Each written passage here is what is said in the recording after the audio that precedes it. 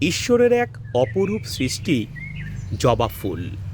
যে বাড়িতে জবা ফুলের গাছ থাকে সেই বাড়িতে মা লক্ষ্মী স্বয়ং অধিষ্ঠিতা হন।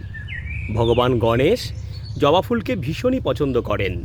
মা কালিকার চরণতলে রোজ যদি একটা জবা আপনি নিবেদন করতে পারেন তাহলে আপনি নানান রকম রোগ ভোগ থেকে মুক্তি পাবেন। জবা ফুলের মধ্যে রয়েছে নানান রকম গুণাগুণ। প্রত্যেক দিন জবা ফুলের চা পান করতে পারলে অনেকগুলো রোগ থেকে মুক্তি পাওয়া যায়।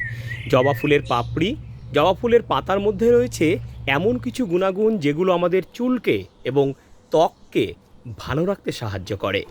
আর কী কী গুণাগুণ রয়েছে জবা গাছের মধ্যে তাই নিয়ে ভিডিও আসছে স্বাদের ছাদ বাগান ইউটিউব চ্যানেলে খুব তাড়াতাড়ি। তাই সঙ্গে থাকুন, দেখতে থাকুন স্বাদের ছাদ বাগান ইউটিউব চ্যানেল। আর আমার গাছের জন্য, এই জবা ফুলগুলোর জন্য একটা লাইক অবশ্যই দেবেন।